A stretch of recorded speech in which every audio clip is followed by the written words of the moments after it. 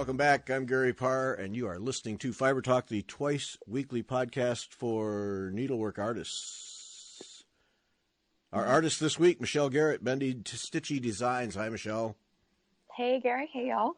Thanks for having me. Yeah, good to have you with us. It's great, and going to be fun. Fire Poppies is sponsoring this show, and we're always glad to have the Fire Poppies with us, all of them, all the poppies.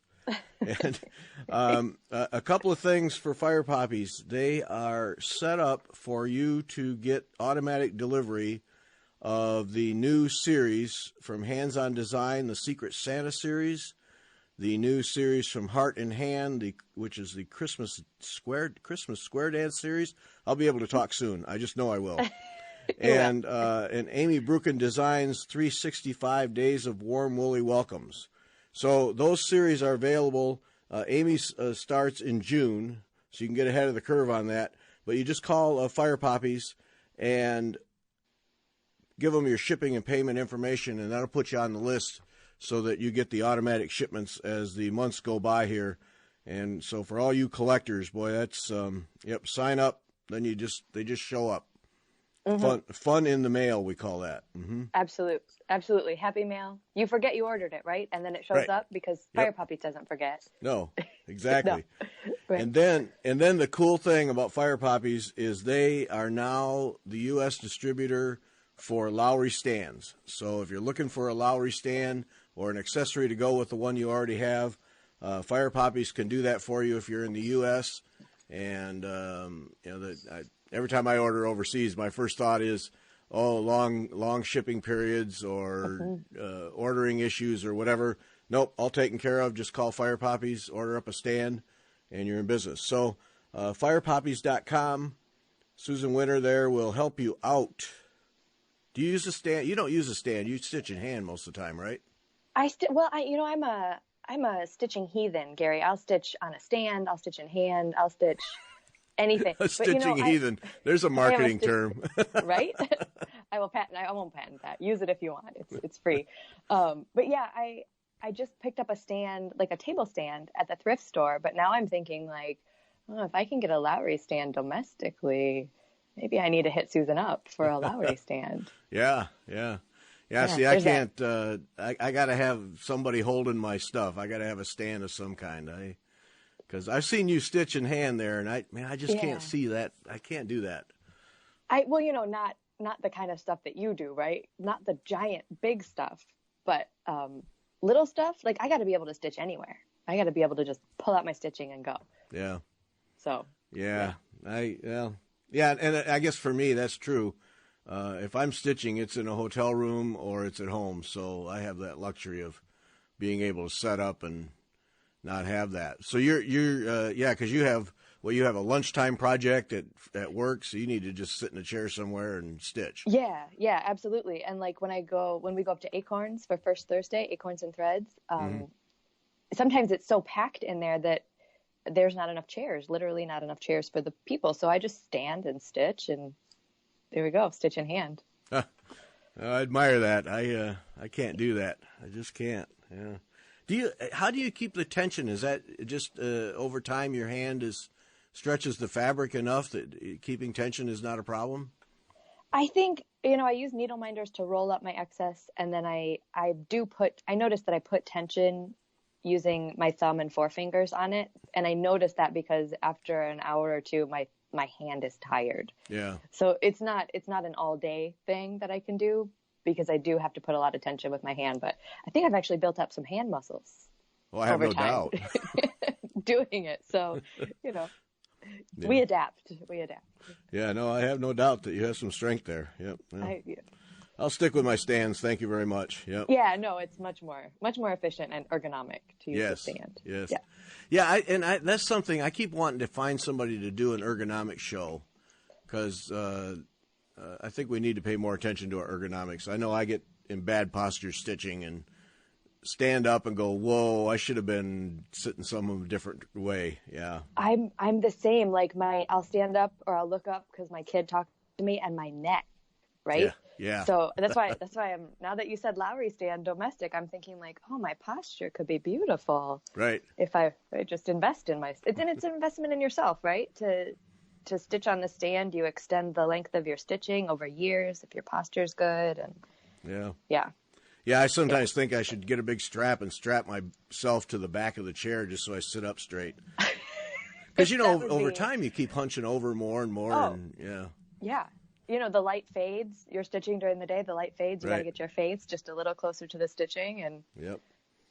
I hear you. Next thing you know, backache. Yeah, yay. Yeah. Oh, yeah. Well, then it's time for an Advil and go to sleep. So. Yep, that's right. Yep. So when did you learn to stitch? Where did you learn? So my grandma, my dad's mom, and she was multi-craftual before that was a term. She was a stitcher, and she was a beautiful needle pointer. She crocheted, she quilted, everything. She made clothes.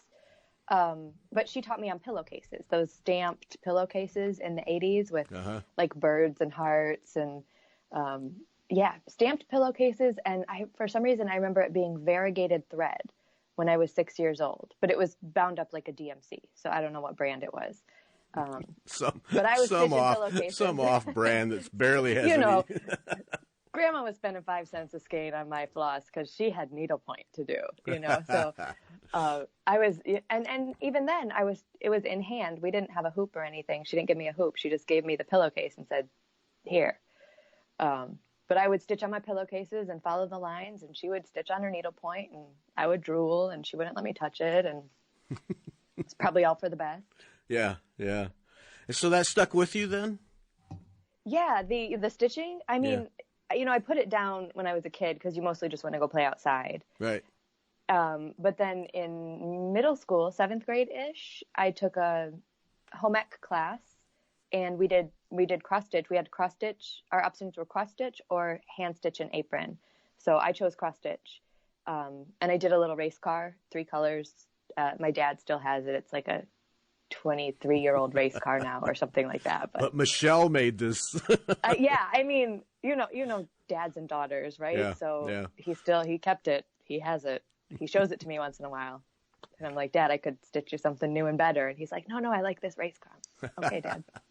Yeah, you look at it and cringe. Yeah, I do. I mean, it's not for like 13 years old and not really know my exes are all crossed the same way. Well, hey. So, my standards are very low, Gary. I just, Well, X's all crossed the right way. I mean, that's pretty good right there. It's kind of a big deal for one of your first projects. Yeah, so. yeah. I'll take that as a win. So then, because I'm always curious about that, because see, I didn't start stitching till I was in college.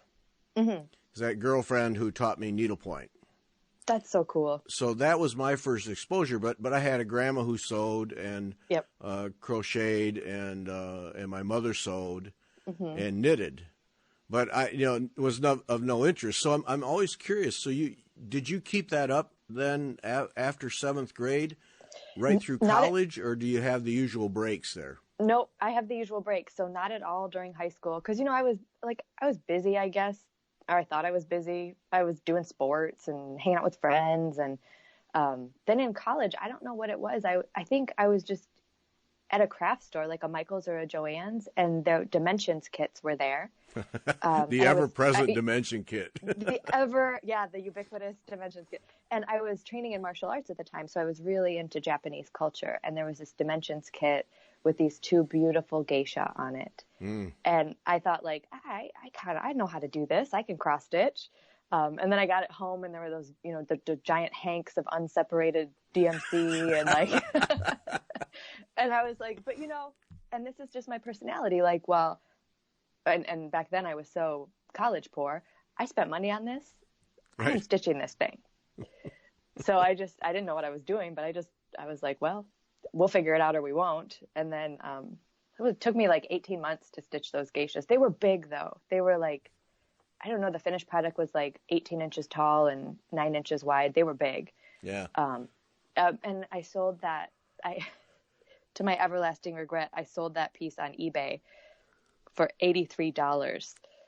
No. So that I could buy another kit.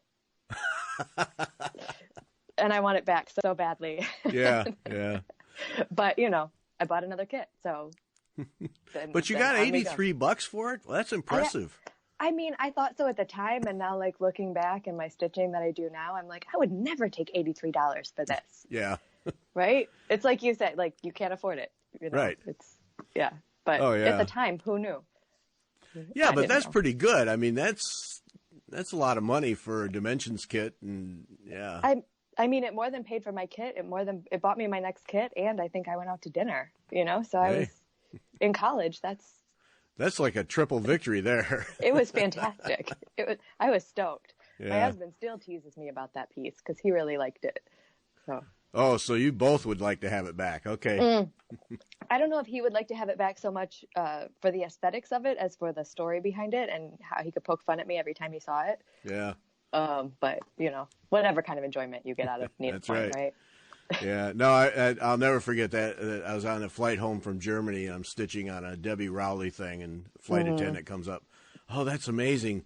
Do you sell those? And no, because you have no idea how many hours are into this already, and I'm only a third done. Yeah, no. Right. And you know, she was admiring the aesthetic qualities of it, but like if you don't know the work that goes into it, like you said, you could quote somebody a fair price, fair to us as needleworkers, and completely offend them.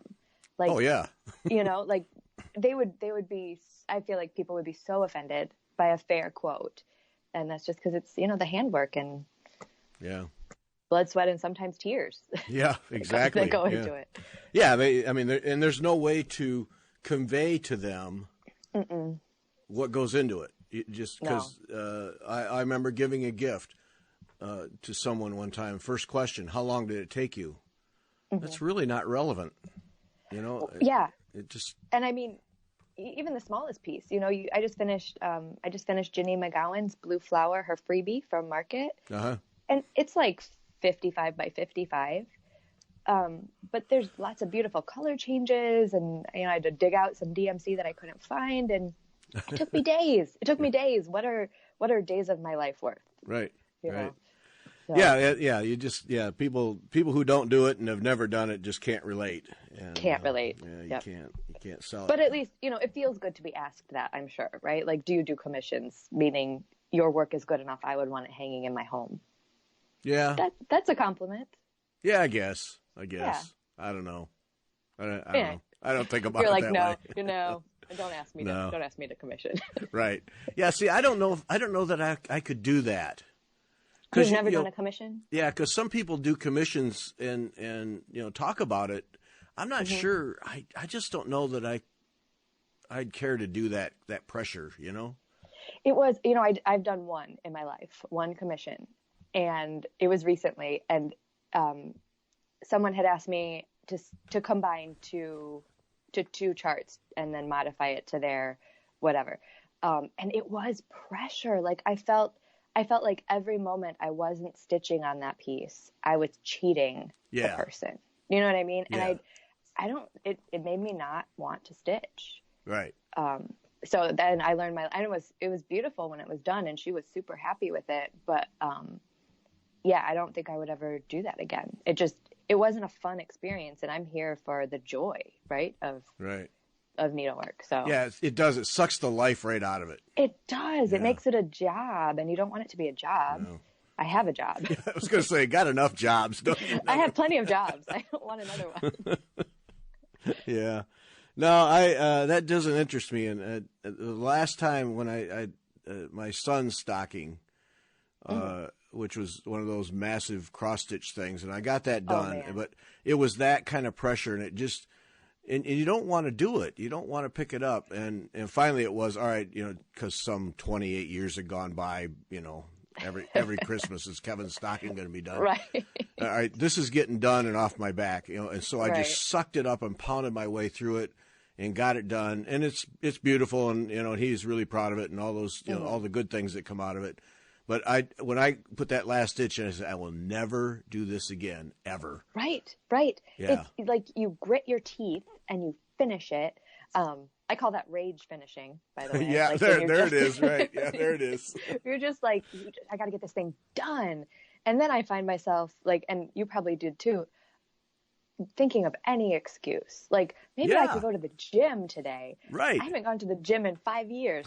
Maybe I could go to the gym instead of finishing this.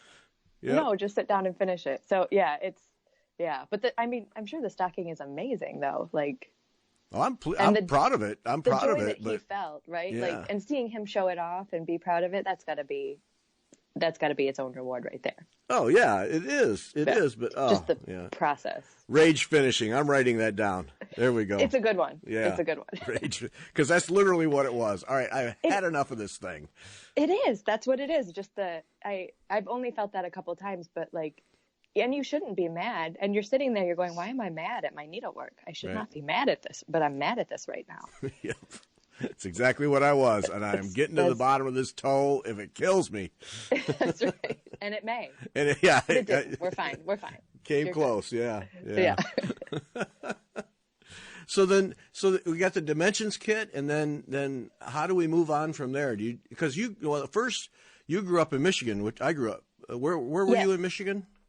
I'm just outside of Ann Arbor, a little town called Saline. Oh, I know the town. Yes. Yeah. Where were you? Yeah, and go blue, by the way. Yes, go blue.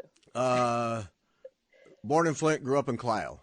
So. Oh, okay. I know both of them. That's funny, Clio. I don't think I went to college with a girl from Clio, and that's the only person I've ever met. It's a small town, right? Yeah. Oh, yeah. Yeah. Small town. Yeah. Small town. Yeah. My dad lives in Davison, and one sister in Algonac, and the other in Washington Township. So yeah, they're still all there. Mm-hmm. Yeah, my family too. They can't leave. It's a nice state. It really is.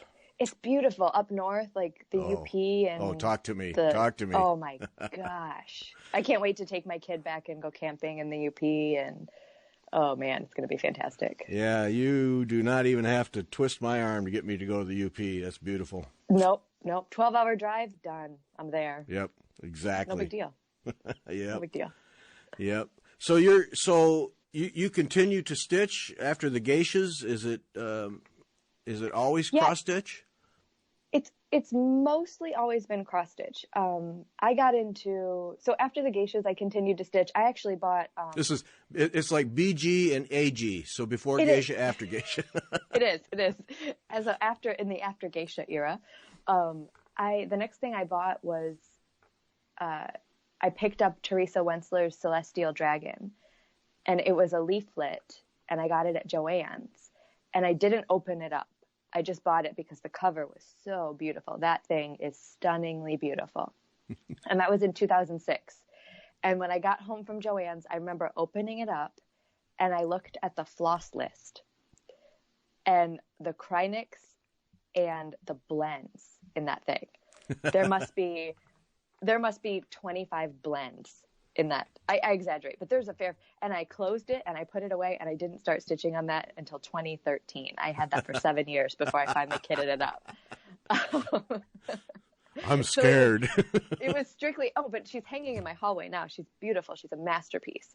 But it was 7 years before I picked that up, and I kitted it up after we moved to Hawaii. And there's a needlework shop in Hawaii. I kitted her up there, and I stitched her while we were there. But I was really a monogamous stitcher until about 2016 when I discovered FlossTube. Yeah. And then it all amped up. It just went off the wall. I got crazy. Yeah, well, that was FlossTube, a real turning point for a lot of people. But I've always had a sense that for you, it was a big trigger. It was huge. I was stitching. Like I said, I was a monogamous stitcher, one project at a time. I did the Celestial Dragon, and then I stitched a lot of like some Clouds Factory and some Frosted Pumpkin. And then I started watching FlossTube, and I was like, wait a minute, you can have more than one project at a time? And it was all downhill from there. And, then I started making the FlossTube videos, and I distinctly remember saying in one of my first videos, samplers, man, I don't get them. I don't like them. I'll never stitch one. And how'd that go? Boy, have I taken that back 100 times over. now I love them. I buy them. I stitch them. I buy antique ones. I reproduced one. Like I'm all in. Yeah. For samplers. Yeah. Yeah. So. What was that? FlossTube has been What was great. that those early floss tubes? You know, you see people do their first one and they're really nervous. Was that one of those where you were half freaked out doing it? Oh, 3/4 at least. Okay. 3/4 freaked out at least. And you know, it stinks because I get a lot of messages now. I want to make a floss tube, but I don't know how to do it and whatever. And I always tell people, like, go to your favorite floss tuber, go back and watch their first episode. There you go. Because none of us knew how to do it. And you know what? It doesn't matter because we're all just mostly here for the stitching, right? And then if you're excited about stitching and I'm excited about stitching, I'm excited to watch you talk about stitching. Yeah. And it gets better, so you get more comfortable. But I was 3/4 freaked out, but it came pretty natural to me. I'm a talker, so if you couldn't tell. But you have that kind of ability to just sit down in front of a camera and go. Yeah. And for a lot of people, that just doesn't come naturally. But it's fun when people start to see that first one and they just don't know what to do. And of course, I'm sure as you get down the road, you think back, wait, I was just talking to a piece of equipment. Yeah, I do that. Because I'll film my video and then I sit down and I edit my video. So I talk through, like, some of my floss tubes are an hour. I've been trying to keep them to 30 minutes lately because there's a lot of floss tube to watch. But some of my floss tubes are an hour. So I sit down and I film it and then I sit down and I edit it. And that takes, twice as long as the filming. And I just sit here and I think, like, I just spent 4 hours with myself locked in a room on a Saturday morning, just listening to myself talk. And it's weird, right? It's a strange concept. Yeah. It really is. Yeah. Yeah. And then for people to be nervous, you're talking into a microphone, you're talking at a computer. No one's seen it. No one has to see it. And that's true too, right? Is like, if you film it and you hate it, just don't upload it. It's okay. Right. Yeah, there's nobody making you do that. No. Yeah. But I would encourage people, like, if you film it, just upload it because somebody's going to watch it and somebody's going to resonate with you. And, I've met some of my very, very best friends in this whole wide world through FlossTube. Right. Absolutely. Oh yeah, because it's the one thing. Well, Arlene and I have talked about this many times, and that community that has formed around that, and I think people look at that as a whole bunch of people who make videos, and at that level, who cares? Right. But that has nothing to do with it. It's that it's the community that has developed around that. But even more so, it's the energy it has put into cross stitch in particular. Oh, absolutely. That is almost unbelievable, because cross stitch right now is absolutely flying, and I would say that a majority of the reason why is that FlossTube community. I think so too. FlossTube and Instagram. I think when anything goes into social media, especially FlossTube, because we can actually see each other's faces and it's almost like you're reacting in real time. Like sometimes, when I listen to you and Vonna, or I listen to you and Arlene, I'm having a cup of coffee and I'm stitching, and it's almost like we're sitting at a table together, like somewhere having coffee together and stitching together. You all just can't hear me. I'm talking to you, but you never talk to me. I don't hold it against you, Gary, but you guys never talk back. But that's how it feels. And I think, because cross stitch, it's not a team sport necessarily. Right. It can feel like we're the only ones cross stitching, and then you stumble on all these people. There's over 500 floss tubers, easily 550. All these people doing the same thing that you're doing. They're just not in your town, but now they're out there. Right. I think that's the magic of it. Yeah, there's no doubt, and it feeds off of each other. Because for me, one of the neat things is you get to see what people in other parts of the country, and in many cases other parts of the world, are stitching, and it opens up doors that you didn't even know were there. Oh, absolutely. You find new designers, and somebody goes to their shop and they crawl around under the tables because that's where all the good stuff is. Teresa Vanette Kitten Stitcher is famous for that. She will crawl under tables at LNS's to find the good stuff because she knows that's where it is. But they'll crawl under the tables or like go into the clearance room and find something amazing, and suddenly everybody has to have it. Right. And it's out there, but the shops have just kind of put it away because nobody was interested before. And then I think how thankful I am that we can help shops like that, right? Like clear out your old inventory, give you space to have new inventory, you know, keep you buying things so you can sell them to me. Well, and I've had more than one designer say that the impact of FlossTube is all of a sudden they'll start getting orders for a chart long ago forgotten. Right. You know, right. what is this? You know, where did this come from? And then they'll discover someone showed it on a FlossTube, and you know, several people want. And so yeah, that's great in its own regard because it revives some of those charts. And absolutely. Yeah. And I'm glad that designers feel that too, because I feel like if you know and you love FlossTube and you understand it, you know. Right. The impact that it has. Yeah. But maybe like if you're not necessarily in that world yet, or it hasn't come onto your radar, then you don't really know like the great things that are happening with cross stitch. And I would hate for shops or designers to get discouraged. So I love it when they see a bump like that. And then when they can say like, hey, what's going on? Right. And then I feel like we kind of bring them into the FlossTube fold, you know, like suddenly they know. And it's like a big giant hug. It's like a big giant group hug. Like, welcome to FlossTube. We're going to just get ready to print a lot of this chart because we're all going to want it in about 3 days. Right. So right. I love that. The FlossTube effect, if you will. Oh, yeah. It's very real. Very real. It is. Yeah. It is. Yeah. I wish there was a way to track it. That would be fun to like track it. Yeah. Well, I think, yeah, I agree. To quantify it would be interesting. Mm-hmm. But I think that the activity and the shops and the online activity, but even Nashville the Nashville market is look at all of the new designers. Oh, there were so many of us. You know, and look, that's a dynamic that is really emerging. And for me is for me. Why is it just for me? For all of us. I don't know. Sometimes things just come out of my mouth that make no sense. You're speaking for, it's okay. Speak for all of us, Gary. I'm with you. But you look at needlework, and in many aspects, needlework is an aging activity, art, whatever. Mm-hmm. And I think FlossTube has been a major player in young people getting involved, and not just young people stitching, but then the design aspect. And so we're getting a new lift from younger people with different views that gives some future to the hobby, but also I think has driven some of the more established designers to step up a little bit.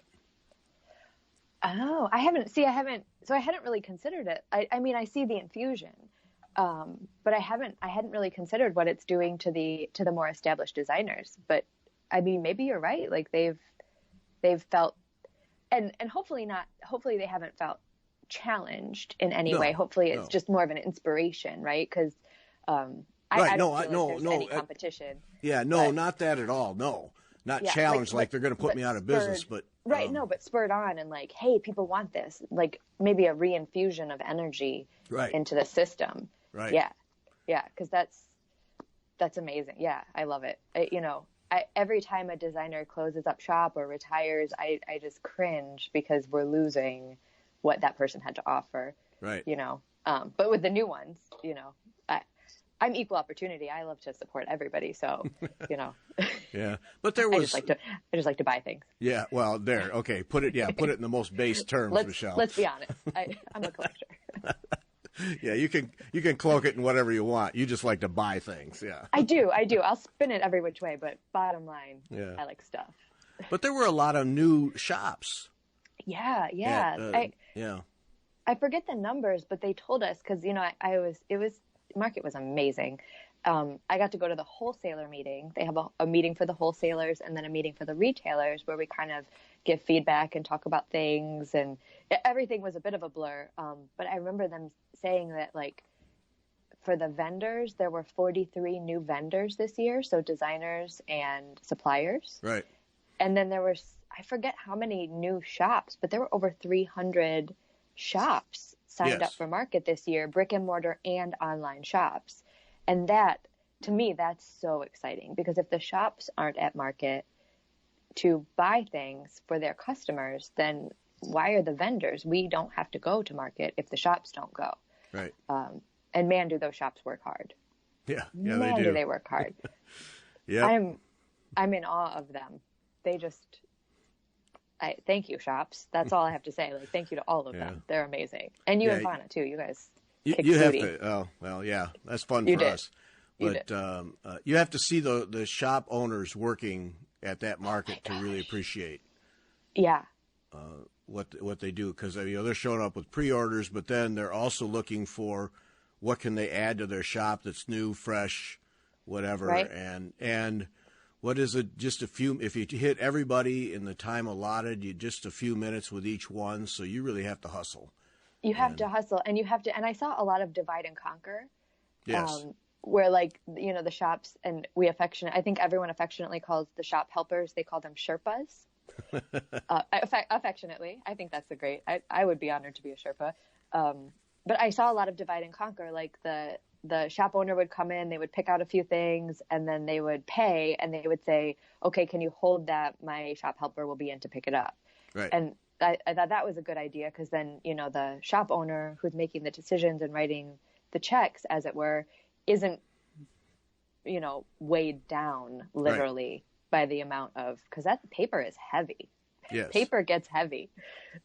So yeah. it was, and I love all the hauling devices, the collapsible wagons and the. Oh man, everything from I don't think I actually saw what are the little red wagons? Is it Radio Flyer? Yeah. Mm-hmm. I don't think I actually saw an actual Radio Flyer, but in that vein, to people whose husbands came to and the husbands would just hang out in the hotel room, and they would get a text like, come to room 329, pick up my bags. They would come down, they would pick up the bags, and then the shop owner would be free to go amass more goodies for their patrons. So many great systems.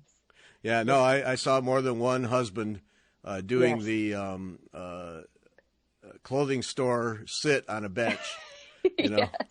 where all of us husbands have done that. I got to try on these dresses. Just sit over here. You'll be fine. Yeah. Oh, geez, shoot me. Yeah, we know that look on your. Yep. I saw a couple of those faces. Yeah. But very amazing forbearance, and thank you to the husbands for supporting, because the shop owners couldn't buy as much if they didn't have somebody to take it back up to the room for them. So appreciate those guys too. Yeah.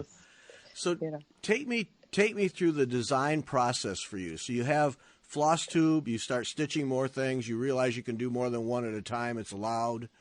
How does designing start to enter into that? Is it a progression where you start to modify designs that you're stitching that others have put together, and then you start to see where you might put something together? How does that start to evolve?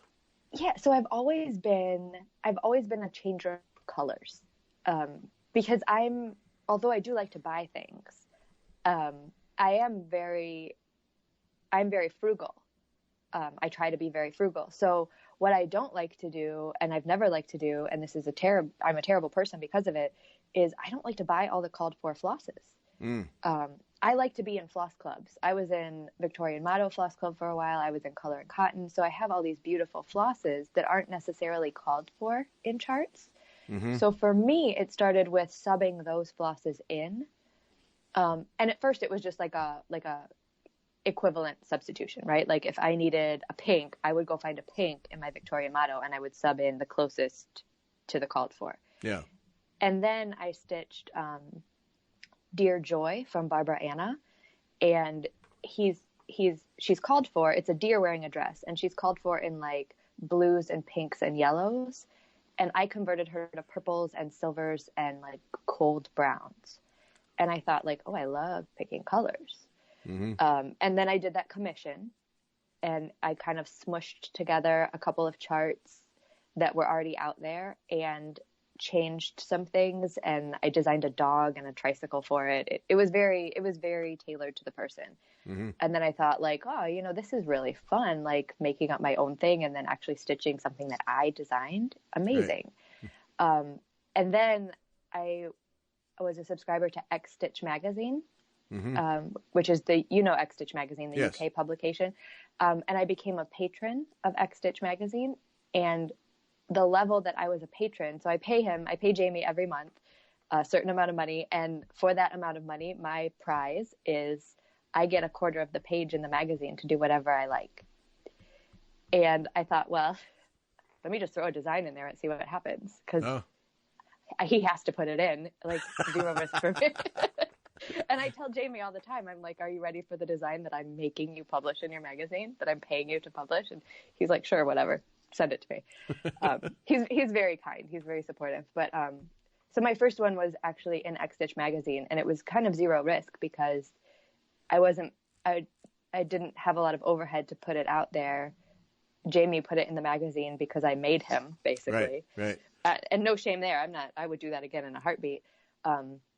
But I also kind of thought, like, I have ideas and I think they're good and I like them and other people might like them. And if nobody likes them, then it's okay. Right. I'll keep stitching. There's so much stuff out there to stitch that if my designing journey fails, I won't run out of things to stitch. It'll be okay. Right. So I kind of just said, why the heck not? And it's amazing because the more you do it, the more ideas you get. Mm-hmm. And I think it perpetuates itself. So that was it started with XStitch Magazine, and then I released a couple designs on my own, and then I went to Nashville. Like, I know I feel like that's not a normal progression, but well, everyone has their own path. That's a cool thing that he does, though. It's amazing. It's such a cool idea. Because good, bad, or indifferent, it gives you a chance to have some visibility, and yep. If there's no interest, well, that tells you something. And Right. And it was nice because as soon as that first magazine came out, because my first design, I only get a quarter of a page. So the designs I put in there are like 30 by 30. They're very small, which was a nice starting point because it was easy to design something like little and simple. It didn't take me days to design it. But as soon as the magazine came out, I saw somebody posted that they had stitched my design and they were like, this is fantastic. It took me 3 hours to stitch and it's so cute. And I was like, look at that. Somebody stitched it. And that's literally all I needed, Gary, was one person stitching my design. Yep. I'm good to go. Yep. I'm off to the races. It just takes a very tiny bit of encouragement to keep me running. So, well, it gives you, even if it's a sample of one, it gives you some validation. Yeah. Absolutely. Everybody didn't throw up when they saw it. So, yeah, right. Yeah. Nobody burned their magazine that I know of. So I think we're okay. Yeah. So that kind of got you going because now you've been doing designs for a year. So maybe not. Originally, I thought I had started in July, but I looked back and that first design went into XStitch Magazine in March of last year. So it's been almost exactly 1 year, but just very, very short amount of time. And then just, I'm lucky in that I've made a lot of connections through FlossTube and Instagram. So I had designers that I could reach out to. Janine McGowan being my number one, the Blue Flower. She is an absolute angel. There's not enough kind things to say about her. There just aren't. But she was nice enough to say, hey, I have a corner room at Market. Do you want to go with me? And I was like, oh, yeah, that didn't occur to me, but let's do it. Because I'm a 2 foot in kind of person. Like, I don't really look and see how deep the pool is. I'm just jumping in. Yep. And it'll be fine. It'll be fine. So that's kind of how that happened. Janine she's my cross-stitch guru, I call her. And she cringes every time I say that, but it's true. It's true. Hey, I like her work, I'll tell you. Oh, she's a genius, isn't she? Yep. Huckleberry Farm. Yep. Oh, I sat at Market all weekend. I sat 6 feet away from that thing, staring at it, just in absolute despair that Marilyn with Picture This Plus wasn't at Market, so I couldn't go get my piece of shale and start on it. It's so beautiful. Well, and that's one of those designs where, for me, the ground cloth it's an element. Sometimes somewhat significant, but for me, I just want it to go away visually. Right.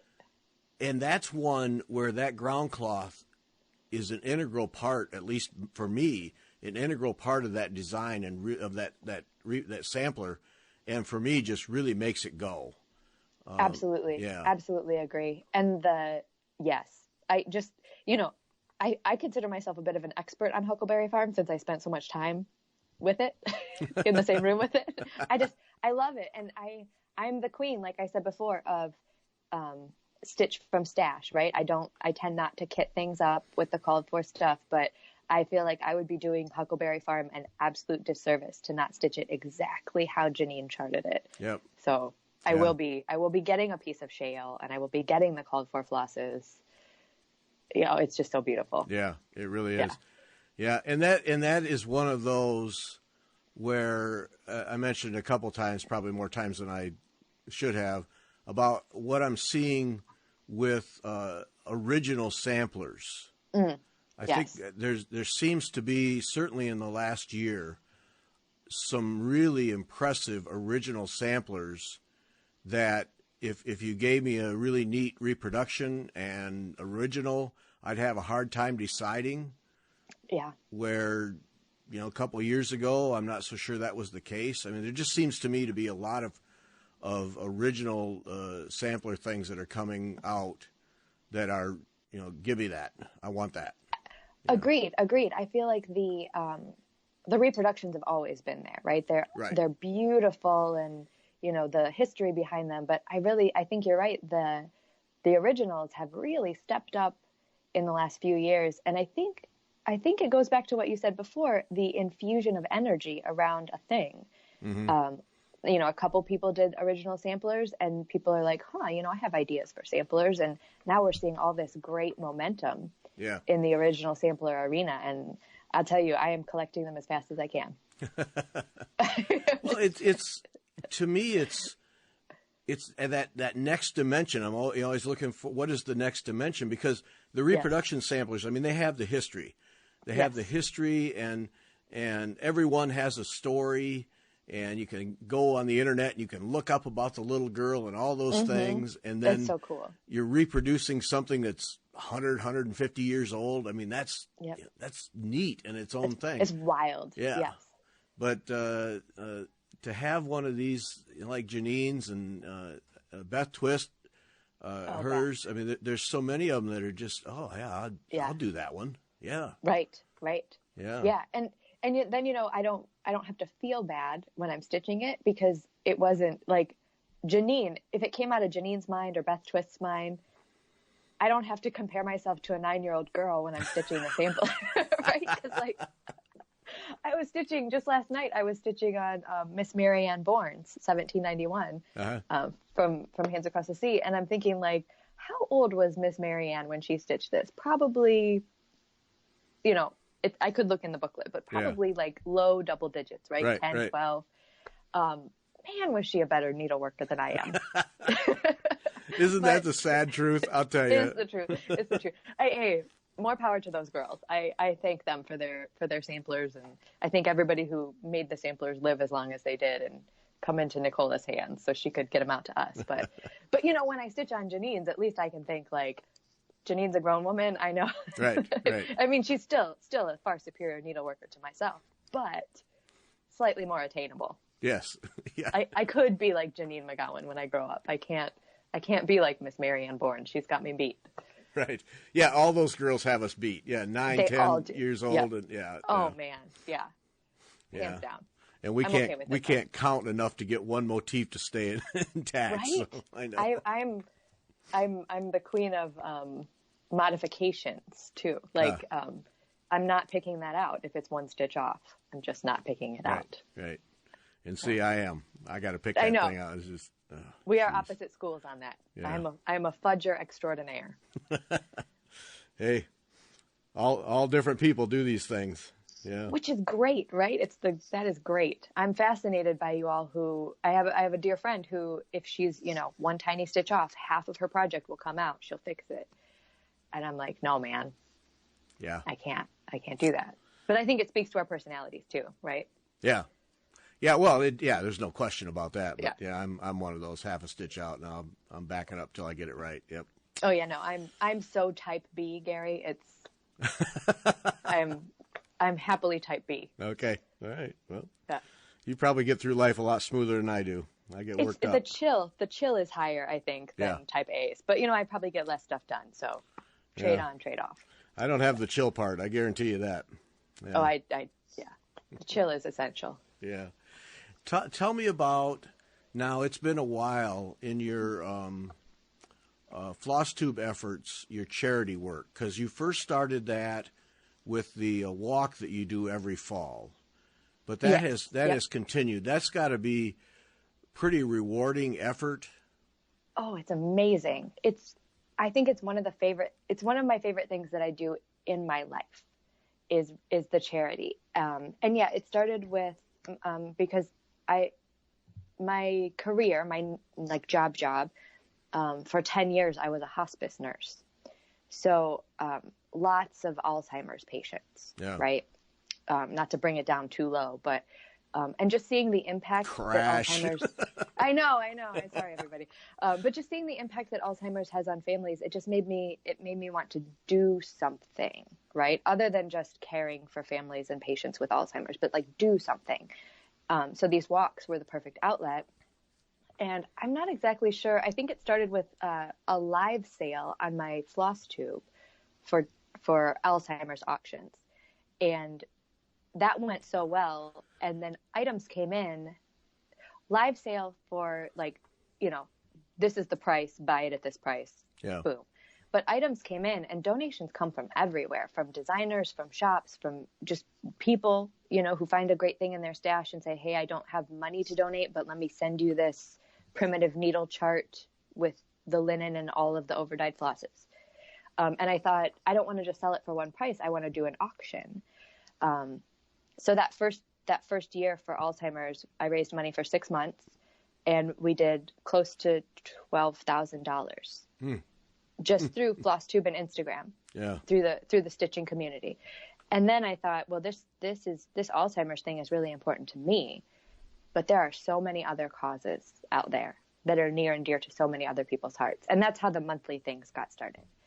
And at first I wasn't sure, because the first one that I did after Alzheimer's was, it's a charity called Now I Lay Me Down to Sleep, which is for infant loss and, families who have stillbirths or lose children very young, and it helps support them. But then the stories started flooding in, emails, direct messages on Instagram, people who said, I've never been able to talk about it before, but I lost a baby. And Gary, that first month I was reading my messages on Instagram and I was crying every day. I was crying because people were so touched. And I thought, this must go on. Like, this has to continue. Yeah.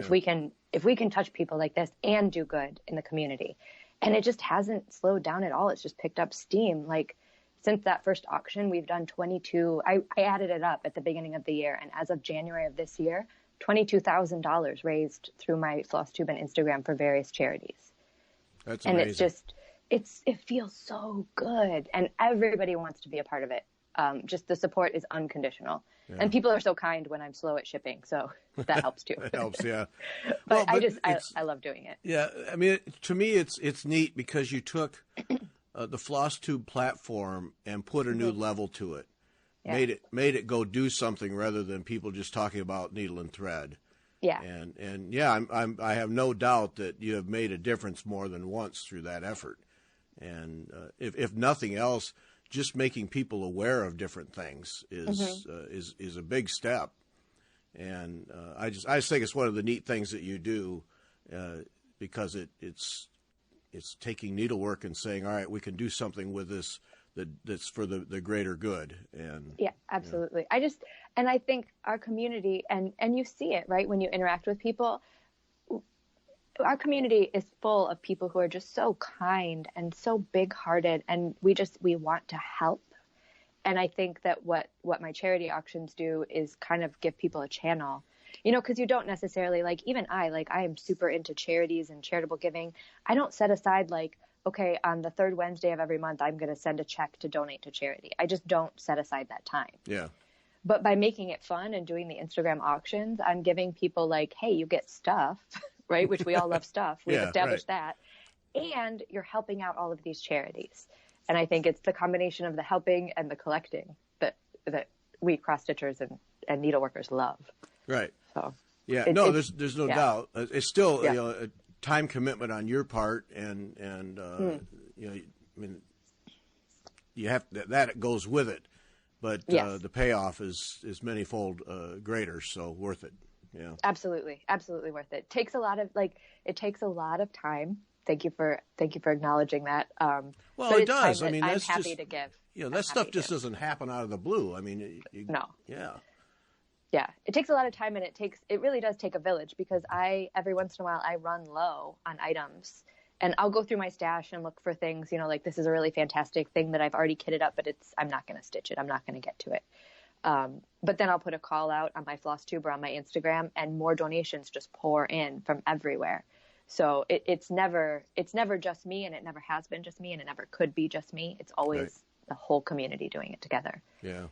What is wrong? What is wrong with us that we kit up something and then we're never? What is wrong? Is that bad? Is that wrong? I don't know if it is or not, but it sure is strange. I mean, if it's wrong, I don't necessarily want to be right. I have that's cliche, but Gary, I can't tell you how many things I have kitted up waiting for me. I don't want to tell you, in fact. Yeah, no one ever wants to admit that. No. But you know, if you pull yourself out of the whole thing and you sit back and say, all right, and you know, put the dollars to it. Oh yeah, don't do that. You know, and extract yourself from the needlework fun and say, all right, that collection of threads and cloth and chart right there, I'm never going to stitch that. Yeah. Whew, man. You know, So that does hit me every once in a while when I'm like, and it hit me just before market, as a matter of fact, like, I have too much stuff. I have to get rid of some of this stuff. And I think it was because, you know, there were half folded charts all over my house, like piles and piles of paper to get ready for market. So I think that was contributing, but also, I did add it up once. I did an approximate, you know, calculation of how much money do I have in things that are in process? How much money do I have in things that are kitted? How much money do I have in charts? And it was an embarrassingly large amount. And a number that I will never share with my husband. No, he knows. I shouldn't imply that I hide things monetarily from him. He knows. But yikes. Yeah. Yikes, do I have a lot of stuff. Yeah. You know, and you just spend it without thinking. Like, Kathy Barrick, she was retiring some designs a few months ago, half a year ago, and so she was selling off models, right? Mm-hmm. And I've had in my collection, speaking of original samplers, I've had Autumn on Lazy Bear Mountain in my stash to be stitched for a very long time, and of course it's Kathy Barrick, so it's called for in NPI silks and 40 count linen. Mm-hmm. And I've never kitted it up because I'm afraid of silks still a little bit. Oh, and I'm afraid of the monetary, like the output for the silks. Yeah. I love stitching the silks, but I don't like buying them. And so she put up Autumn on Lazy Bear Mountain on her Etsy shop, the original model. And I thought, and so I bought it. I own it. It's mine. And now I don't have to stitch it. Oh, that's how it works. Okay. I just get to hang it on my wall. I mean, I won't claim it as my own. I'll say this is the original model, and then I was able to pass my chart on too. So there's a tiny bit of altruism in that story. You just have this all rationalized out, don't you? Oh, Gary, I can rationalize anything. Anything when it comes to needlework. Yeah, you just have it all mapped right out. I could do a little diagram right here. You could. I will get you there. If you come to a sticking point, you shoot me a message. I will rationalize it for you. All no right. problem. Put you on that list. I'll put you on a list of rationalization. Yeah. Yep. Mm-hmm. People to call in need of an excuse. Right. That's me. Right. No, there's an obvious skill there. So credit for that. Yeah. Thank you. I'll take that. I'll take that compliment. So, Nashville Market inspired you? Are the designs starting to flow, gearing up for next year? What are your? I mean, are you going to try and get a stream of these of designs going now in the coming year? What is your plan? So my plan is try to work ahead a little bit, because I haven't been hardly designing at all very long, and my usual process for designing is like, hurry up and design something. I'm lucky to have enough friends that are willing to be model stitchers that I can send it off to them, so I can design the next thing while they're stitching it. And my designs tend to be small, so a week or two, maybe 3 weeks with the model stitcher, and they're back to me, and not a lot of pressure on my model stitchers. But then I get it back, I finish it, I take the picture, I send out the email, and it's like between the time I get the model back and the time I send out the email to shops, hey, I'm releasing this, is like 3 weeks. Mm-hmm. And that's apparently not the way you're supposed to do it. That's a very high pressure business model that I've put on myself. I see. So yeah, I came back from market with all these ideas, and I'm designing things happily now. I can say I'm designing things now that I'm hoping to put out next year at market. My fall designs are done. I need to do a couple Christmas things. My summer designs are done and with the model stitchers, and now I'm working on next year. So it's nice I feel like I can relax a little bit in my pace now that I've worked myself ahead. But I'll get behind again because type B. Yeah. But yeah, so many ideas for next summer, and so many ideas for Halloween. I need more Halloween stuff. Yeah. Just market was just the sheer number of people that you meet, and cross stitch royalty that you meet. I embarrassed the heck out of myself in front of Jean Lee of the Attic. Luckily it came off, I heard it came off as endearing and not crazy, because it could have really gone either way. It's Jean Lee, Gary. It's Jean Lee. Like I embarrassed. I was effervescent with my praise of her and my awe that she was in my room. And you were gushing? I don't even gushing. I was like gushing. It was Janine McGowan was laughing at me hard. She was laughing at me hard, but it's okay. It came out well. My charts are in the attic, so okay. it couldn't have gone too badly. So yeah, right. Yeah. But just meeting people in the industry is so inspiring, and it just makes me want to just do more. Yeah. So. Well, that's great. Good for you, and working ahead. Look at you being all organized. Wow. Yeah. Don't get too attached to me being organized, because that's not my natural state. So if I check back in like September, you'll be a train wreck? I will be a scrambling mess. Okay. I will be, yes. I'll I will give be you a call driving the struggle bus. Yes. Check in with me. That'll be a fun follow-up. Yeah. I'll give a call just to enjoy. Okay. All right, you can Michelle. laugh at me. It's okay. Thanks so much, Michelle. This has been a blast. Appreciate it. Oh, Gary, thank you so much for having me on Fiber Talk. This is amazing. Well, it's an enjoyable conversation. Learned a lot, and now go to that Fire Poppies and buy a Lowry stand, will you? I think I'm going to call Susan. Okay. Thanks for listening.